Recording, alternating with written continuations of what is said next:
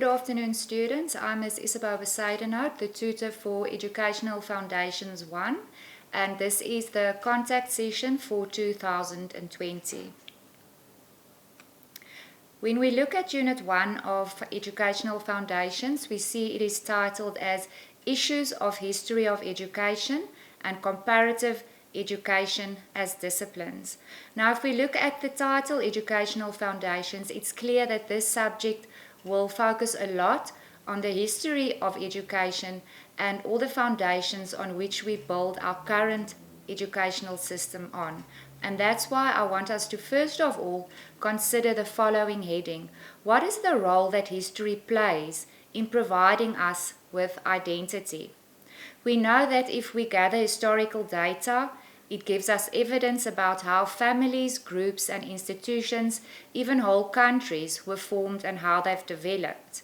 For some people, studying their own family tree is the most obvious use of history. By doing that, they can learn facts about their family tree and understand how the family has interacted with large historical change. Family identity is thus established and confirmed. We also get that many institutions, businesses, communities, and social units, for instance, if we look at ethnic groups in the United States, also use history to study similar identity purposes. Hand in hand with that, if we study history, it also may help us understand people as well as societies. If we look at history, it offers us a lot of information about how people and societies have behaved in the past. It gives us a better understanding of their dealings, and although it's difficult, a number of disciplines are continuously trying to do so. On relying on current data, it's clearly not to our advantage. For instance, if we look at past wars, when nations were at peace, we cannot fully understand everything if we don't consider what history tells us. Even if we look at the influence of technological innovation or the roles that beliefs play in our family life, it's no use if we can't also consider and think of how the past experience influenced the circumstances which we find now. Some social scientists attempt to formulate laws or theories about human behavior, and these recourses depend mostly also on historical information, except maybe for a few case studies which they also consider. The major aspects of society's operation, like mass elections, missionary activities, or military alliances, cannot be set up as accurate experiments. Therefore, we always, in whatever we do in our lives today, more so also in education, have to consider history as well. History, we can say, serves us like a laboratory. We use the data from the past to gather our evidence, and then we try to figure out why humans have behaved in a particular way in social settings. We cannot stay away from history because it offers us a broad evidential base for the reflection and the analysis of how society functions, and it gives us a way to make sense of how societies function simply to run our own lives. The next very important aspect I want to focus on is the nature and the purpose of comparative education. If we look at the word comparative, we see the word compare is contained in it, and I want you to see it in that context. Comparative education means that we make a comparative study of educational theories and practices in various countries. In other words, we gather data to test the ideas about the relationship between education and society and the relationship between teaching practices and learning outcomes. We then also consider the implications of this comparative studies for the formation and carrying out of policies in education, as well as social, national, and international development. Comparative education invites contributions from related disciplines as well. Actually, every discipline that might have an effect on educational research and policy decisions. Now let's look at comparative education in more detail. What is the purpose of comparative education? Well, according to Mallinson, it's the following. It enables us to become familiar with what is being done in other countries and why it's done in a specific way. And as students of education, you can see that this is a very important aspect to consider. It helps us to be properly equipped to study and to understand our own systems as well, and therefore enables us to plan intelligently for the future. If we look at the cultural changes that are taking place nowadays and the speed with which it happens, we must prepare for a future where we will be thrown into even closer contact with other people and other cultures. To conclude, it's evident that the study of comparative education will assist us as students to understand the educational system better. Another thing that comparative education brings us is that it promotes mutual respect and understanding among people. By studying different education systems, we learn about life in other societies as well as about education at all school levels in both developed and developing nations, secular and non-secular societies, and formal and informal educational settings. And now at this point I want to stop and I want you to focus on the definition that I have in red there on the screen. Secular means that something is not connected with religious or spiritual matters. Now this I put on screen as an example for you to show you that while you are going through the content of educational foundations, it is a subject that moves on a very philosophical ground. So therefore you'll find a lot of words you might not be familiar with. And there it's your task to make the content for yourself simpler, to translate words, to look up definitions. You have to do that throughout this module in order to fully understand what's going on and in order to be successful when it comes to your examination. Okay, let's go back to what we're busy with, the mutual respect and understanding. In the second place, if we look at comparative education, we study the what, the how, and the why of teacher education in different social settings, which allows us to develop a broader view of the profession.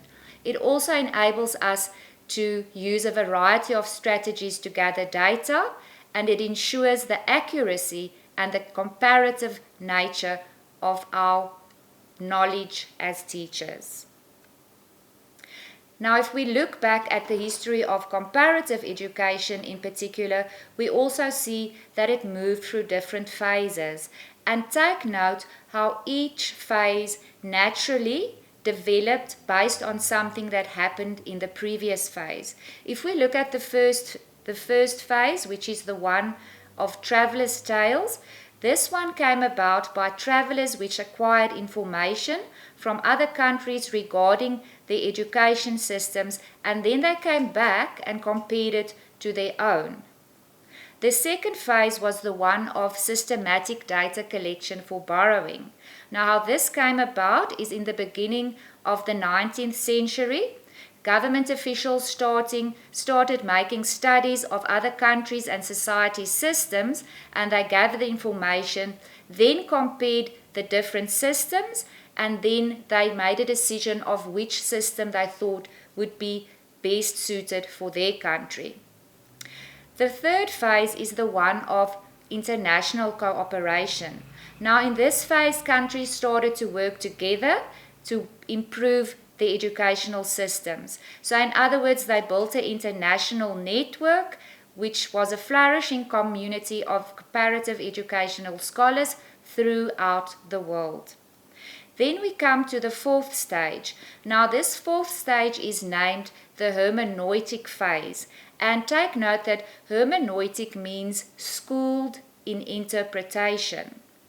Now comparative educationists try to understand their national education systems within their own national context. So they studied the education system according to their society, their geographical environment, economy, culture, religion, etc. And then these above factors that I mentioned had a great influence on their education.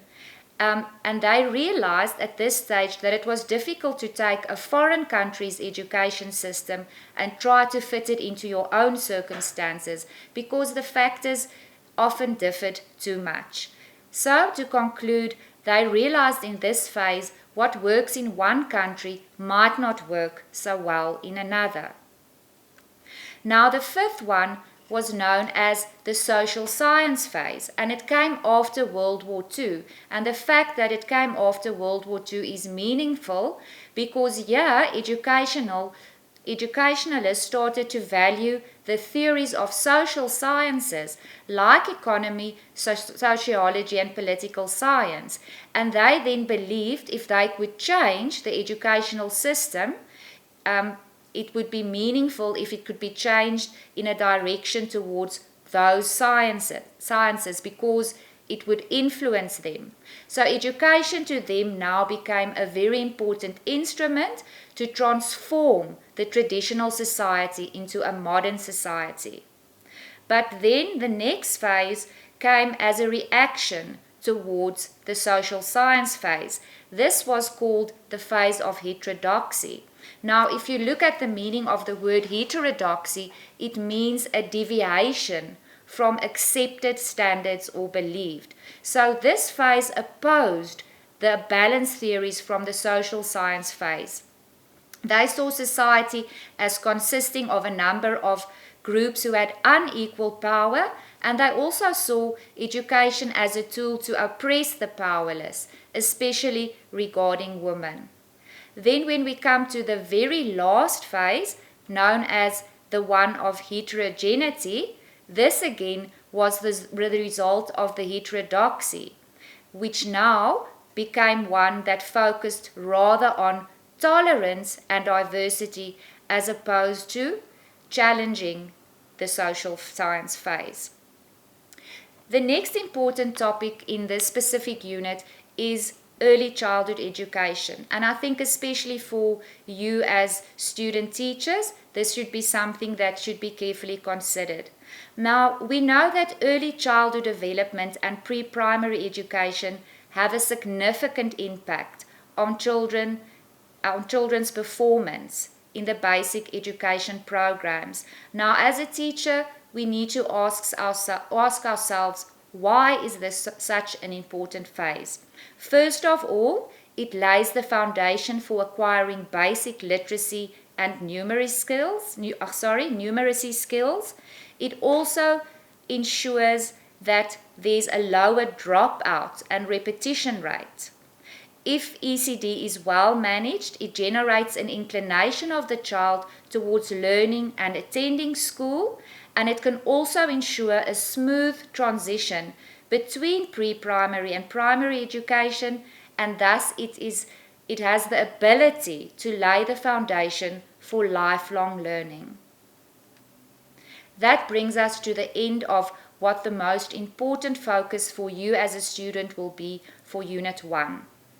Unit 2, we're going to focus mostly on how people in history, philosophers of education, have contributed to the education system, but we're also going to first of all consider homeschooling because we know that it also continuously or more and more is playing a role in our society.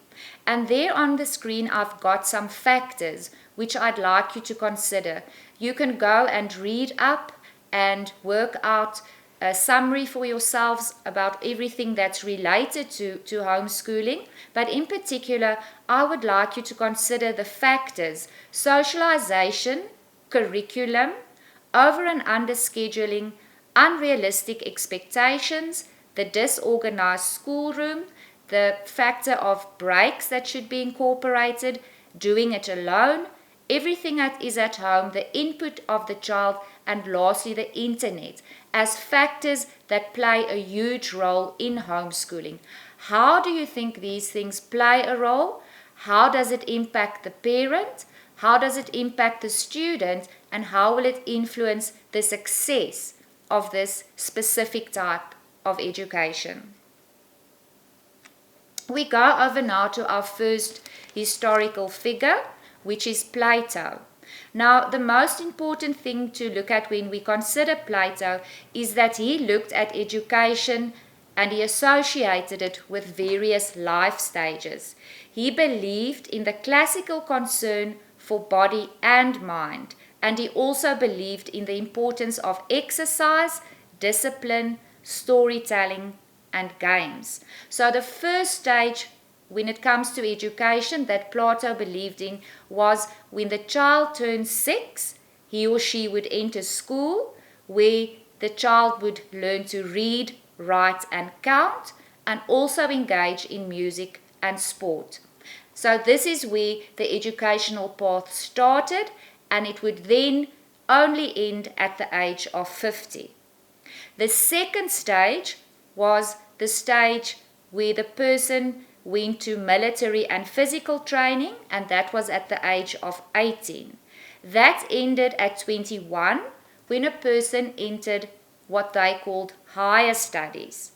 After higher studies, the person entered to study philosophy and also to serve the polis in the army or the civil service at the age of 30.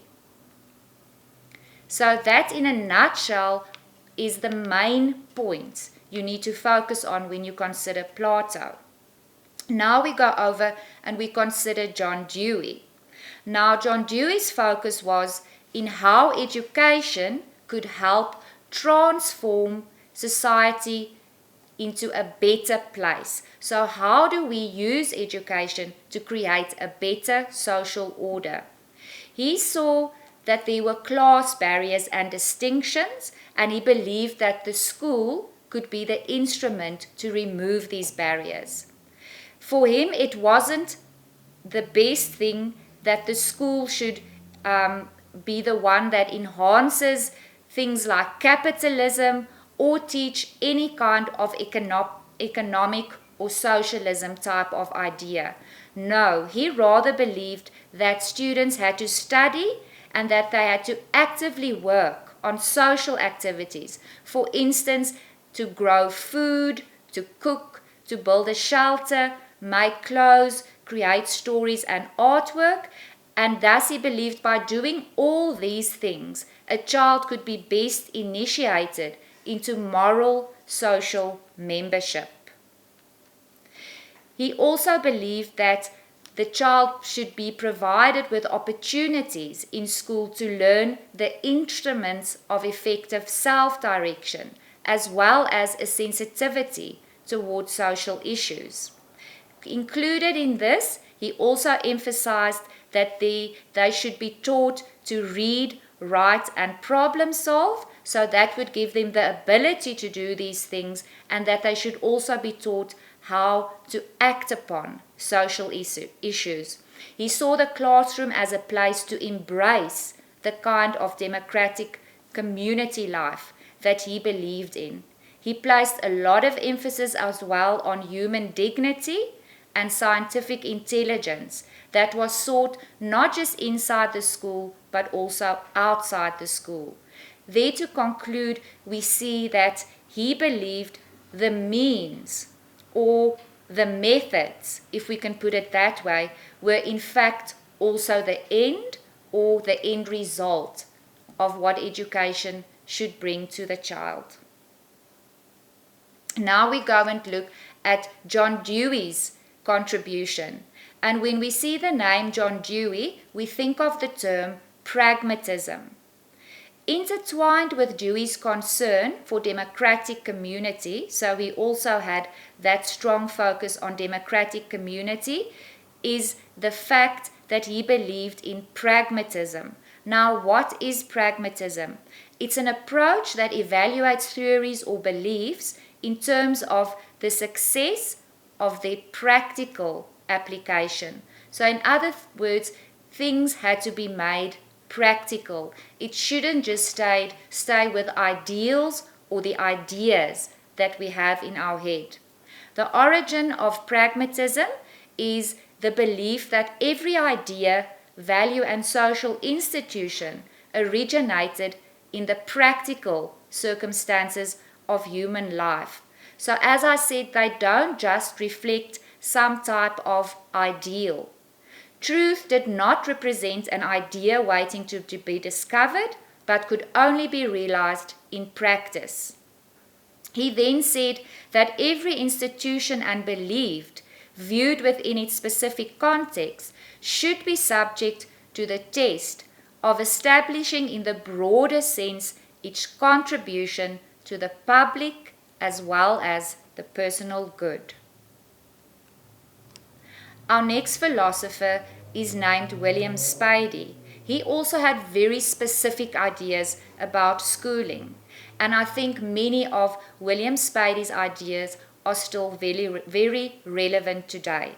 He believed that every learner could succeed, but not necessarily in the same way and in the same amount of time. He also believed that when one was successful in learning, it promoted more successful learning. He saw schools as controlling many of the conditions that directly affected successful school learning. He also believed that what and whether the student learned was more important than when and how they learn. He saw school as having the purpose to equip a student for the life after school. He also believed that students learned best when they have a clear picture of what is expected of them and when they were given adequate time to accomplish these things. Then, a very important aspect of his philosophy was that of in-depth learning. So, he saw that superficial learning about things of little consequence didn't mean much. Therefore, the focus should be on the important things and the more useful things that are contained in in-depth learning. He also is associated with the term outcome-based education, and I know that's a term that you are not unfamiliar with, but let us quickly just recap what this term refers to. When we see the term outcome-based education, we see it as organizing for results, basing what we do instructionally on the outcomes we want to achieve. So what does that mean in simple terms? An OBE practitioner will start by looking for the knowledge, the competencies, and the qualities that they want the student to demonstrate when they finish school. Then they will design a curricula and instructional systems that they believe will be able to produce those specific outcomes. So to conclude, we can say that it's a way of designing, developing, delivering, and documenting instruction in terms of its intended goals. Now we come to an African philosopher of education, a very well-known person, Julius Nyerere.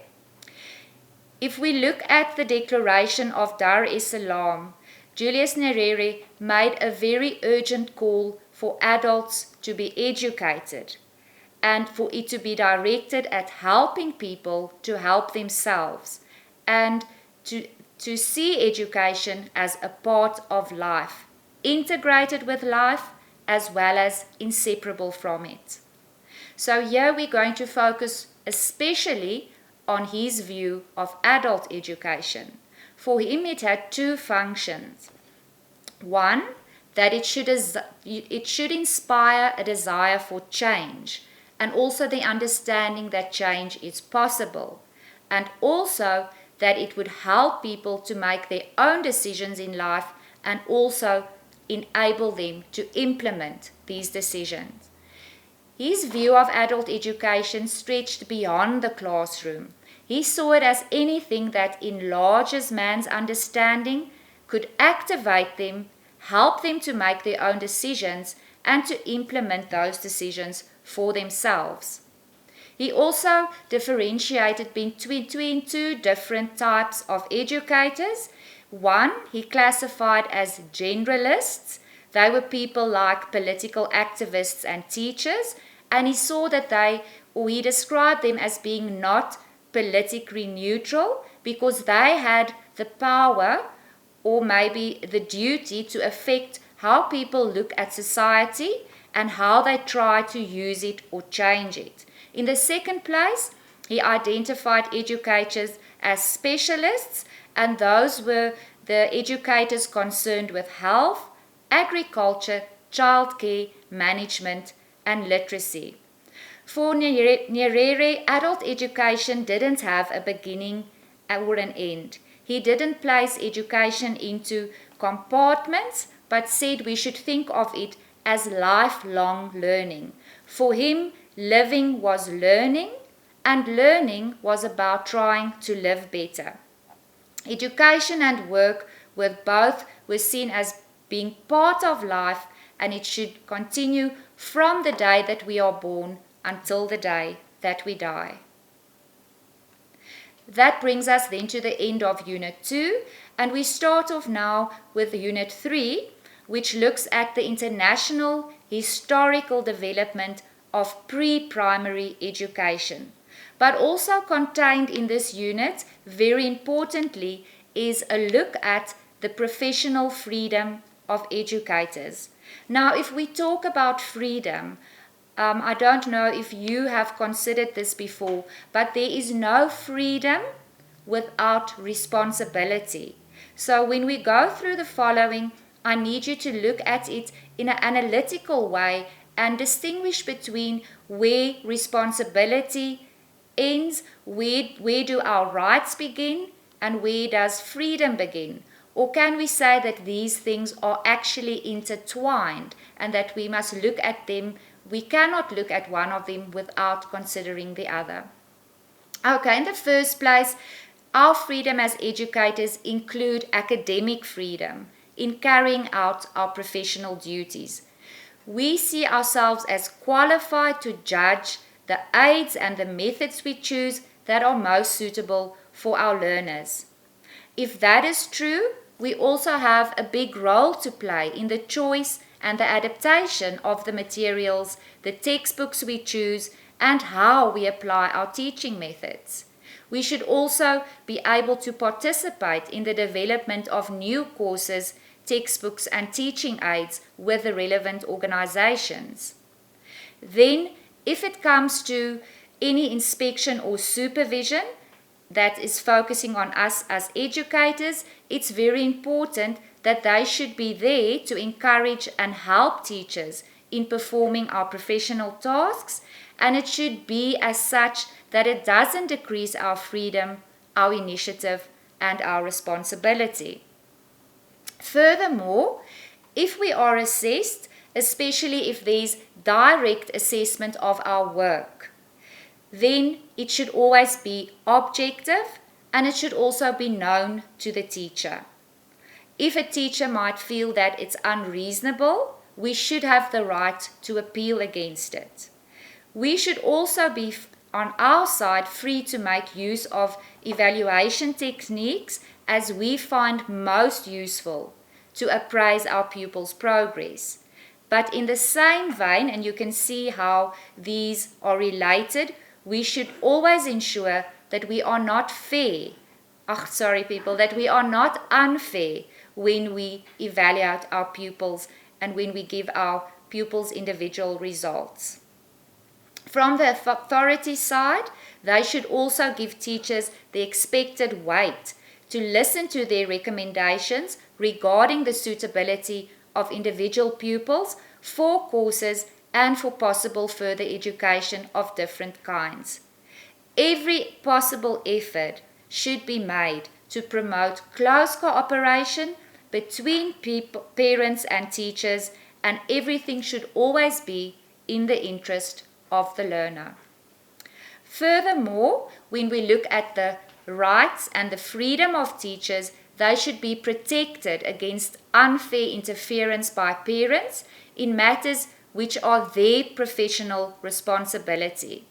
If there is a complaint from a parent, the teacher should be given the opportunity to discuss it in the first instance with the school and the principal together with the parent.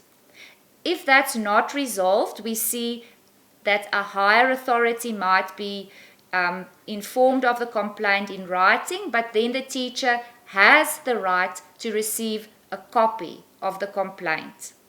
If there are investigations or complaints, then it should be done after the teacher has been given a fair opportunity to defend themselves, and it's very important that none of these investigations or complaints should be made public. Furthermore, teachers should exercise the utmost care to avoid accidents to pupils. So there we see it's one of the teacher's responsibilities or duties. But what goes together with that is that the employers of teachers should protect them against the risk of having damages assessed against them in the event of injury to pupils occurring at school or school activities away from the school premises or grounds. So you can see how we can put this in simple language, though the teacher has to be very careful and ensure that the child does not hurt himself or get involved in an accident. The teacher must also be protected, and we know that this happens by the indemnity forms that our parents sign that protects teachers when they take children on a school outing, for instance. Thank you, people. Now, if we look at Unit 4, we see that it's titled Features and Effects of Colonial Education on the Namibian People. And there are a few aspects in the unit, but I'm going to specifically look at the Bantu education in Namibia, and question yourself when you read through this part of the module as to what the effects of this type of education was in Namibia and what the lasting effects still might be. Now, first of all, we see that the whole idea of this type of education was to control the people as well as to get their cooperation. In the Namibian context, the Bantu education thus served to enforce class domination and racial oppression. It furthermore created a so-called culture of silence that protected the political interest of the ruling minority. And the big thing here was that the colonialists expected their subjects to reject their own history and traditions. And this had the sad effect that a lot of people became very unsure of their traditional past, and others even developed a self-image of inability. So we can see that it played a very harmful effect on the self-image of many people who were subject to Bantu education. Now, without fail, the types of education that we were subjected to, or that Namibia was subjected to during the colonial era, had some socio-economic effects as well. And we see that today still, many of these problems and challenges still face our education system. We're going to have a look at them. There are quite a few. Now, we know we're not 14 years after independence now, we're much further, but at that time, Namibia was still unable to provide adequate skilled human resources. Until this day, in certain areas, I believe it's still true. Furthermore, we see that today our levels of unemployment and underemployment are still rising. A second effect is that we see that our current levels of expenditure, in other words, the finances, what it costs us or what we spend on education, is not sustainable in the long run. And because of that, we look at our low economic growth and our increasing government budget deficits. I also translated, or not translated, that's not the correct word. There's a short definition for sustainable, just to once again remind you, as you go through this module, every unit make some side notes, explain things to you in a way that you know it makes sense to you and that you will be able to study it for the final exam. Okay, in the third place, what was another problem or challenge that we face because of the previous system? Another is our need to improve the conditions for teaching and learning. And we still find our biggest need in the rural areas, and the subjects which are continuously the ones where we face big demands is mathematics, science, and English. In the fourth place, the ministry is struggling continuously to organize and to strengthen their advisory service structures in many units and educational regions. In the fifth place, the policies that are essential to implement education for all is developed and in place, but unfortunately in practice there is still challenges and it's still very difficult to implement education for all in our different schools and in our different regions. Number 6, there's also still a special challenge to reach out to our educationally marginalized, to our poor parts of the population, and also those people that live in very remote areas of the country. In the 7th place, the fact that HIV/AIDS infection is still a reality.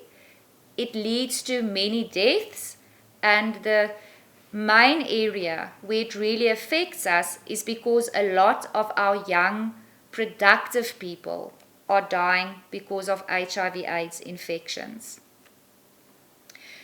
Point number 9, in the past there was quite an influx of refugees in Namibia, and in that stage Namibia had to cater for these children as well as these adults, and if at any time refugees come into a country, it is that country's challenge to provide quality education to both those children and adult groups.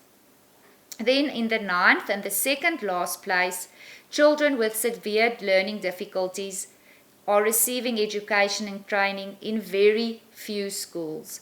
So this links with the education for all. There's still a lot of barriers with regard to helping our children with special needs and also our orphans and our vulnerable children. Now in the last place, we look at the factor that deals with decentralizing functions. This is a big challenge because the government is still struggling to transfer the authority and the responsibility from a central government to subordinate governments and organizations. There's also still the high employment rate, particularly among the youth, and of course the lacking financial resources that the government needs in able to successfully address all these different issues. Okay, that's quite a mouthful. Our next important point in this unit is to consider the civil rights of the child. Now, the following 6 points that you see on your slide has to do with what we as educators should take note of if we want to protect the civil rights of each child in our class.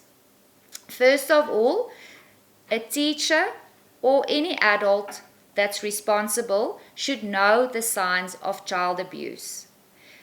Something which we must consider is that neglect is also a form of abuse. When either neglect or abuse is detected, it should be reported either to the Child Protective Services or to the police. If an adult or a teacher notices that a child is isolated or denied opportunity based on race, color, national origin, sex, or disability, it is similarly the responsibility of the teacher or adult to report it to the authorities. If there's no success by reporting it to Child Protective Services and the police, it's important to consider other agencies to go and complain to.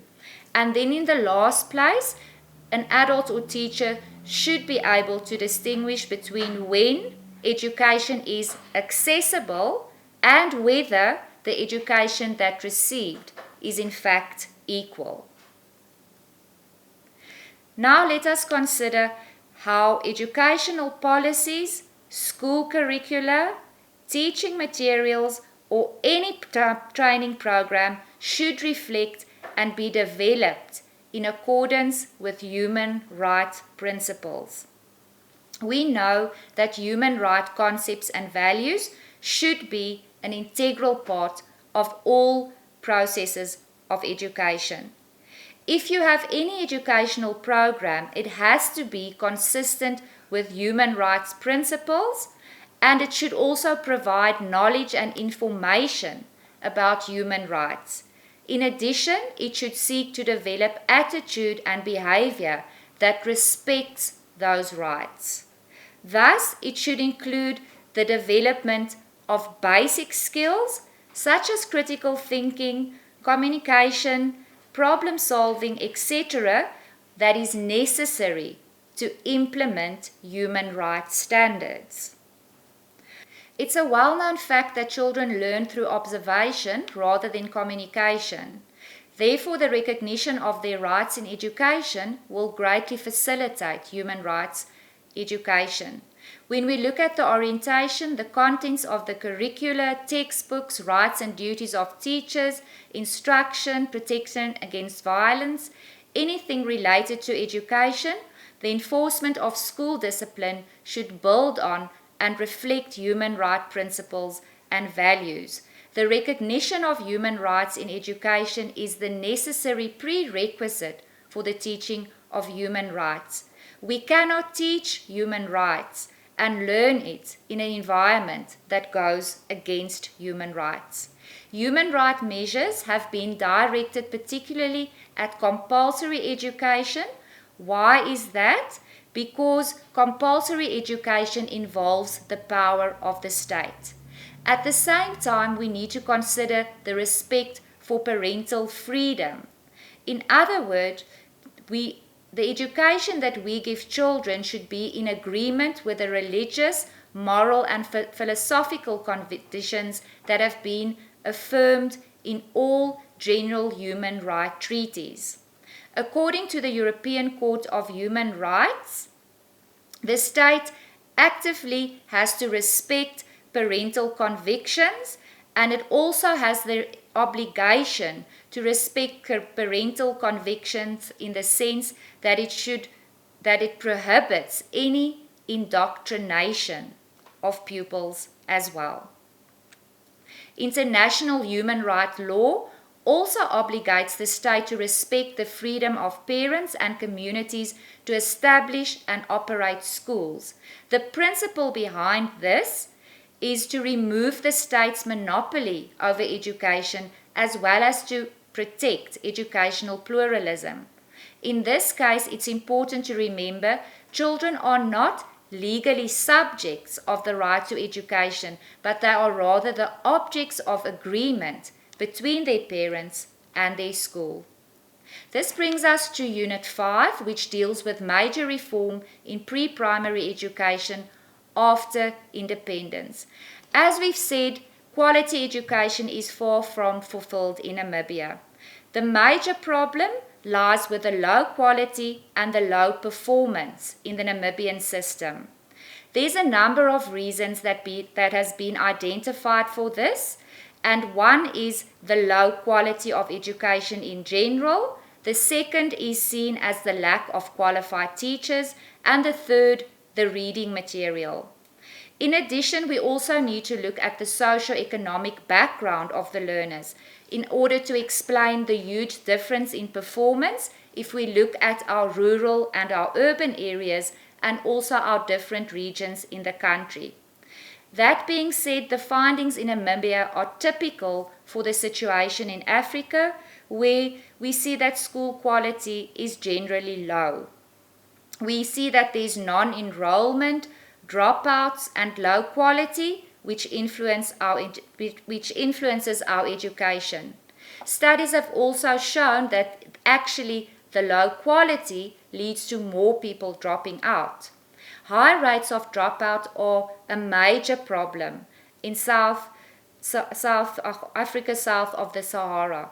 In about half of the countries in this region, less than 3/4 of students reach grade 8. There's also a problem of low grade 1 enrollments, combined with the high rates of dropout and the low performances of those who actually stay in school. Low quality of education, then on the other hand, is then a reason that parents give for not sending their children to school. Other reasons are given as low household income, direct cost and opportunity cost of children's labor. Now, in order to uplift the education, there was a strong movement called the Global Education Reform Movement. And the first wave we saw was the new model of learning that became dominant in the 1980s. This was mainly concerned with focusing on education reforms for from teaching to learning. So according to this model, intended outcomes of schooling emphasize greater conceptual understanding, problem solving, emotional and multiple intelligences, as well as interpersonal skills, rather than only having students memorize facts or master irrelevant skills. At the same time, it emphasized a need for proficiency in literacy and numeracy. The second wave was named the public demand to guarantee effective learning for all pupils. Now, this has a lot to do with inclusive education and promoting the ideal of education for all. The third and last wave dealt with accountability in education, and it was accompanied by a global wave of decentralization of public services. This focused on making schools and teachers accountable for their work. In other words, it led to the introduction of education standards, indicators, and benchmarks for both teaching and learning, aligned assignments and testing, and prescribed curricula. Because of this accountability, school performance and raising the quality of education are closely tied now to the process of accreditation, promotion, and financing. The global education reform movement fundamental orientations to learning and education administration is also very important. In this regard, it shifts the focus in education from what teachers should teach to what students should do and learn. Thus, it addresses the need to understand learning as a process of making meaning and building understanding. A strong accent is placed on mastering the basic skills of reading, writing, mathematical and scientific literacy for almost all students by defining explicit learning targets for both students and teachers. Now, another aspect that I want to really emphasize here is the common curriculum that was established. Why was this done? Reason being is it tries to ensure that irrespective of school or teacher, each student will be provided with an appropriate learning environment. What is the appropriate learning environment? One that features problem solving, critical thinking, and cooperative learning. The above is seen as deep learning, and it's more compatible with the needs of a knowledge-based economy as well as the development of the network society than the conventional models of learning. Also, new and alternative forms of assessment that are linked to learning objectives help both teachers and students to achieve the intended goals in school. Assessment has become an integral part of the learning process using a variety of approaches such as performance assessment, portfolio, and self-assessment.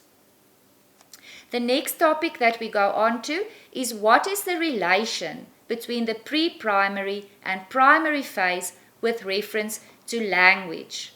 And we will also look then particularly at the role that English plays in our education system. What should pre-primary and primary learners be able to do? They should be able to listen for information and respond appropriately, read signs and words from the immediate environment, and communicate effectively and confidently in their mother tongue. Be able to express themselves well orally and read appropriate texts. Write reasonably correctly for everyday purposes in their mother tongue at least, and if that's not possible, where the mother tongue isn't offered, the local language that is mostly spoken. Second language learners have to understand, speak, read, and write English as a second language well enough within a limited range so that they will be able to continue learning through the medium of English in the next phase. That brings us to why is English so important, specifically across the curriculum in Namibian schools. English has a very special role, being our official language as well as our medium of instruction from grade 4 and upwards. That is why every teacher has the responsibility to improve the learner's oral skills, reflection and reporting, and perceptual skills by using different types of techniques and materials, improving their written skills especially as well by teaching them how to do summaries, note-taking, writing specific types of papers as well as reports. Every teacher must be aware of where the learners have limited English language skills, and they should then provide the opportunities for learners to exercise these skills. They should also inform English teachers about what the child's particular needs are so that these may be reinforced in English. All teachers have to develop learners' core skills of communication. This entails developing their familiarity with and ease in using technology of the subject. Because English is a second language for most of our learners, subject teachers have to make time to ensure that the learners understand the vocabulary and the jargon of the subject. Abstract terms shouldn't just be taught by rote learning, but the students should be able to use it correctly and meaningfully. Attention must also be given to explaining what technical terms mean as they arise, as well as in developing oral and written communication within and about the subject matter, processes, and skills. Then we look at the role of positive discipline in a classroom. Now I'm going to go very quickly over this topic. What's important here is that there should always be a supportive atmosphere. The work should be challenging and meaningful. Both teaching and learning must be organized efficiently, and there should be punctuality. That means no time should be wasted. Students should be motivated. And we know that proper learning only is possible when a learner is free from hunger, illness, tiredness, and fear. It is obvious that corporal punishment or any form of intimidation counteracts positive discipline and good learning conditions. In a nutshell, when teaching and learning are well organized and managed and there's appropriate learner-centered methods, positive discipline is sure to result. That brings us to the very last unit, shaping the educational systems. Now, if we look at society features and issues, it always influences the educational system, particularly with reference to curriculum revision. Our curricula has been revised to strengthen cross-curricular themes like HIV/AIDS and health education, as well as human rights, democracy, etc., or any other emerging issues, and to eliminate outdated content and practices. It focuses on the acquisition of literacy and numeracy as well as life skills at a lower primary level, and also has streamlined the curriculum to reflect that emphasis. At our senior secondary level, we emphasize the localization of the HIGCSE curriculum in order to ensure more relevance and local application. We also see that the teacher education curricula is revised similarly in order to include the demands that we see in society, and it's revised continuously to give us an updated formal school system. This will ensure that our curricula is aligned and that it answers to the needs and requirements of the school curricula. Now we have a look at the general secondary education as foundation for human resources. I need you to concentrate here on the information age and the globalization of markets and how secondary education develops and reinforces the capacity for continuous learning. Also consider national competitive and international cooperation and how the competencies associated with abstract reasoning, analysis, language, and communication skills, as well as the application of science and technology, plays a role. Why is this important? Because a lot of evidence suggests that export-led growth is associated strongly with the investments we make in our post-primary levels. That means the investment we put in to general secondary education. Okay, the next part I would like you to do as self-study, and this is now, why are some schools or some systems seen as more successful than others?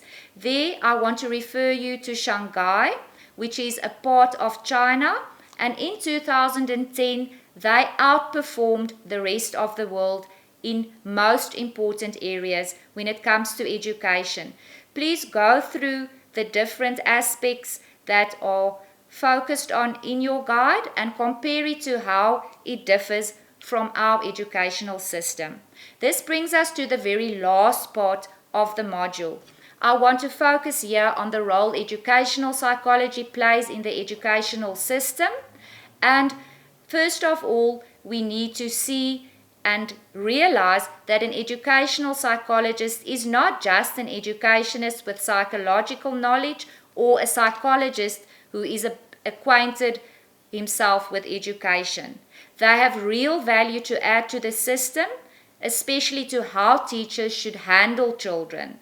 They can be very influential as well in the Education for All movement, and they are strongly represented in inclusive education.